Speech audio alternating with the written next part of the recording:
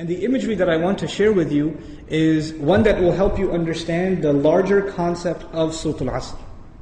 Imagine with me that you are drowning. And you are unconscious. Two things. You're drowning and you're unconscious. Do you have a lot of time? If you're drowning and you're unconscious, do you have a lot of time? No, you don't have a lot of time.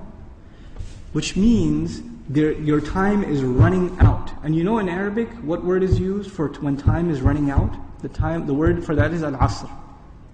And Asr literally means time that is running out. It's the last part of the day when the day is running out. It's time of Asr prayer.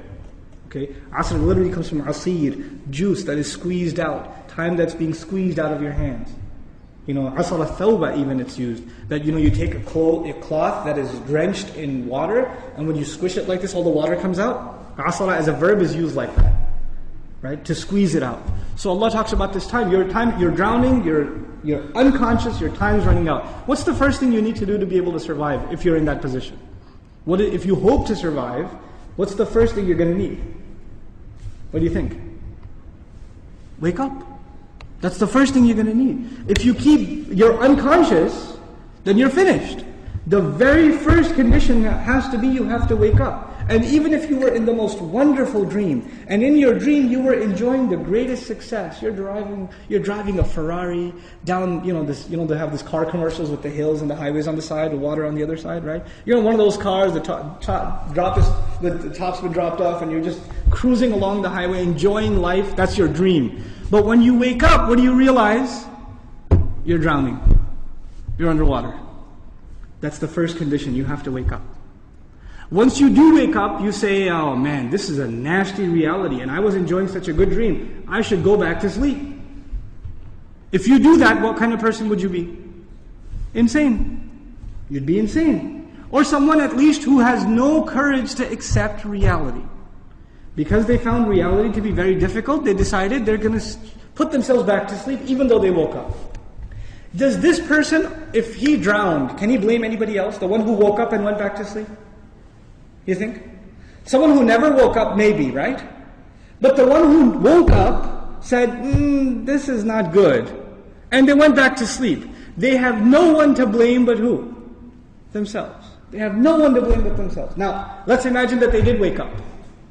What do you have to do next? Oh, it's pretty bad, I'm drowning. Even if you don't know how to swim, will you not use every muscle in your body to make certain kinds of motions to go towards the surface? Wouldn't you do that? And you will make certain kinds of motions that make you go further down, and certain kinds of motions that will make you go up. And once you discover which ones help you go up, you will only do those, right? You will do those. In other words, the first thing was you have to wake up. The second was you have to swim. You have to do something to try to get to the surface.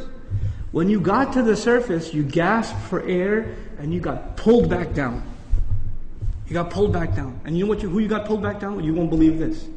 There's a chain around your foot, and your relative, your cousin, is sleeping, and he dragged you down. And now you're drowning because of your sleeping cousin. What do you have to do now? You got to wake him up. And you're not even waking him up because you want to save him. Who are you waking him up for? Maybe you want to save him, maybe. Maybe you don't even like your cousin, I don't know, right?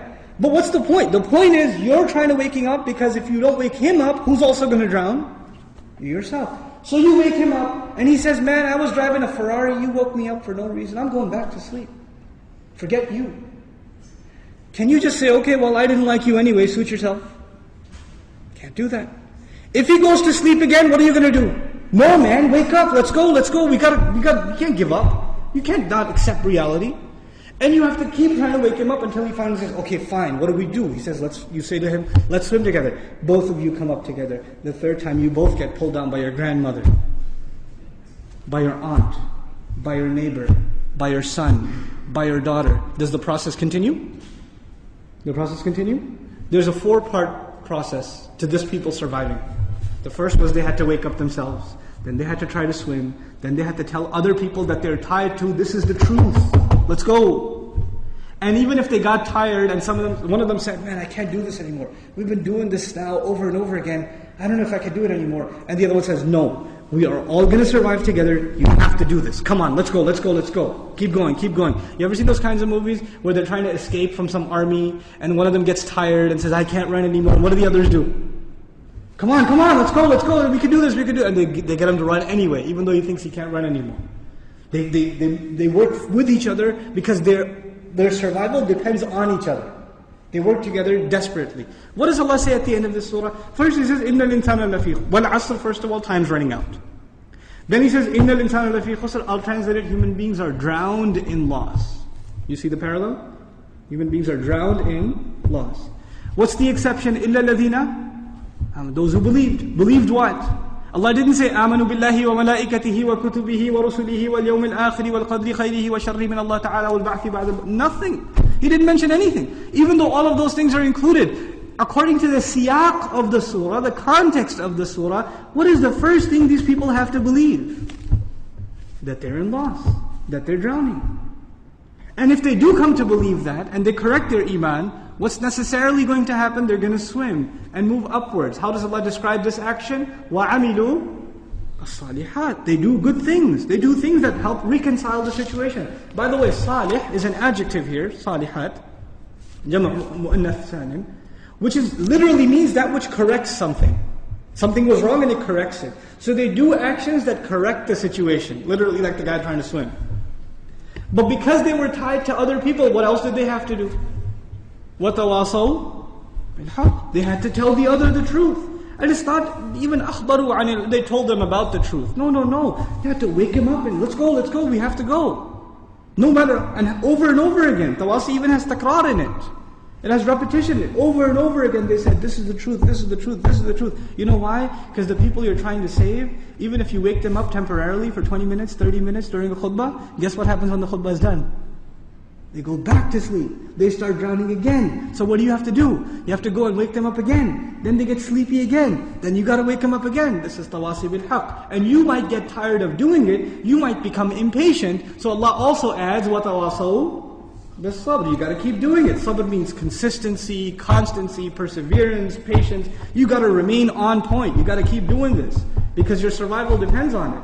In the end, if you do all of these things but you have no patience and you give up, you drown too. So even if you had iman and you had good deeds and you told people about the truth but you didn't have sabr, you still drown. So how many conditions do you have to fulfill to survive? All four. All four conditions are required. They're critical and they're necessary. Which is why there's a wa in between them. You see the logical progression from iman to amilu salihat to tawasaw bil haqq to tawasaw bil sabr, beautifully articulated in this surah.